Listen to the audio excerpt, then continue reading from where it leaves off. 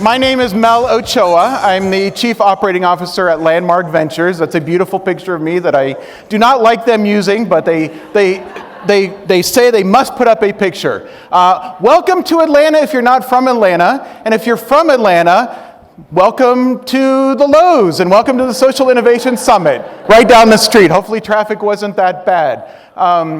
We have very much enjoyed preparing for the Social Innovation Summit in Atlanta. It's our first time in Atlanta. We're usually in DC, Chicago, LA, et cetera, and we have had Atlanta on our shortlist for a very long time, and everything worked out, and we are so happy. It was, just a wonderful experience getting to know local organizations and local people and just local food. The food is wonderful, so everything about Atlanta is amazing, but you already know that.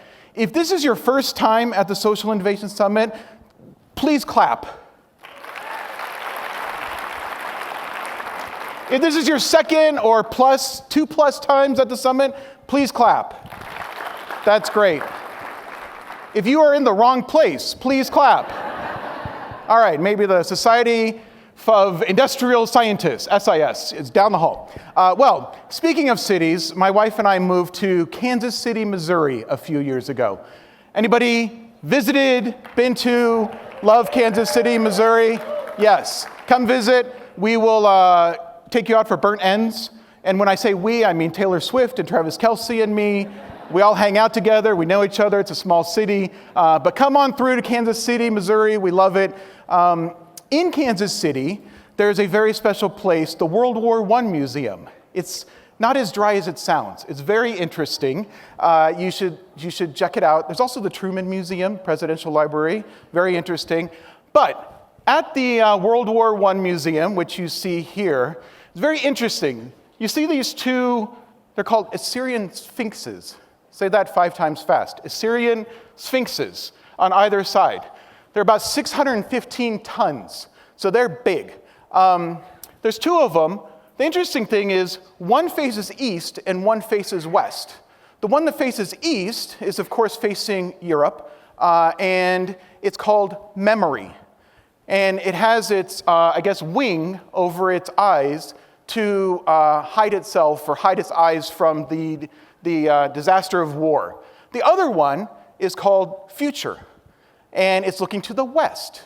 So what's to come next? What's happening ahead of us? How do we look ahead? And so I really like this at the World War I Museum because I think I'm a very visual learner. And so I think for me, I picture us, if we can maybe go back to the first picture, I picture us sort of in the middle of these 2, and I'll slow down, Assyrian Sphinxes. I sort of picture us in the middle of these 2 Assyrian Sphinxes. One in the past, looking to the past, one looking to the future. And that's where we are today at the Social Innovation Summit in terms of meeting the moment, right? We're in a place where we're, between the past and the future. And so I reflected on this in terms of the memory and the future, but on 2 levels, on the macro level and the micro level.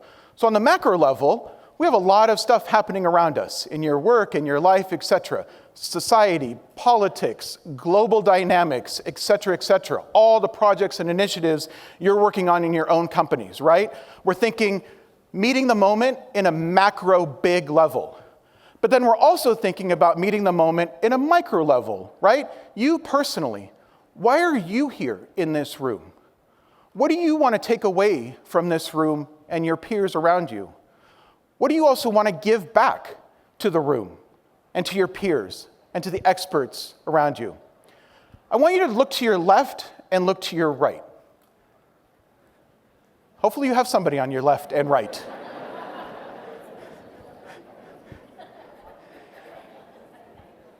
So I see 2 ways to think about meeting the moment. We could say, this is quite a moment we live in. Or we could say, yay, this is quite a moment we live in, there's so much opportunity. And as you think about the person on your left and right, this is the moment that we're thinking about over the next 2 days, where you could walk away with a lot of partnerships, a lot of thought partners, a lot of new expertise to bring to your projects, your group, your work, etc.